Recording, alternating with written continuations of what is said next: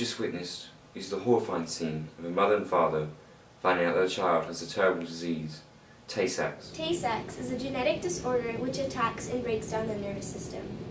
We normally begin seeing signs of the disease between the ages of 3 and 6 months. It is absolutely terrible.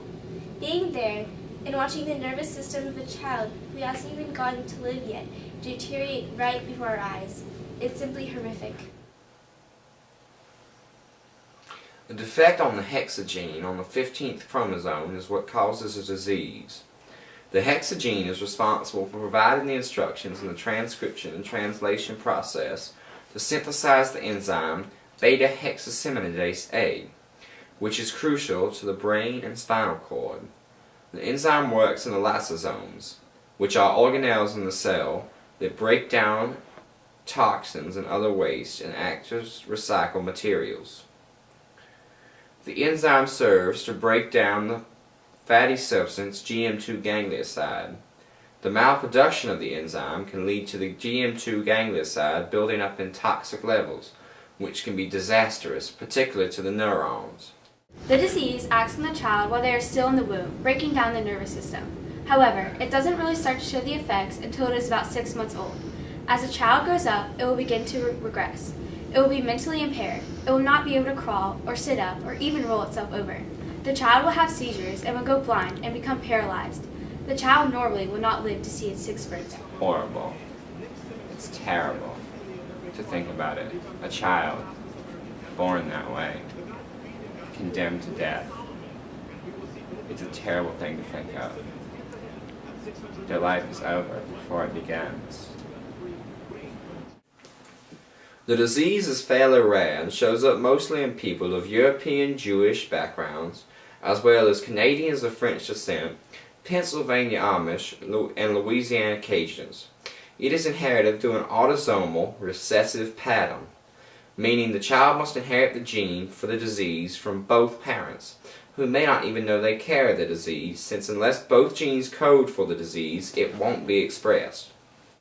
Tay-Sachs may onset later in certain cases when the hex-A gene produces low levels of the beta-hexaceminidase instead of none at all.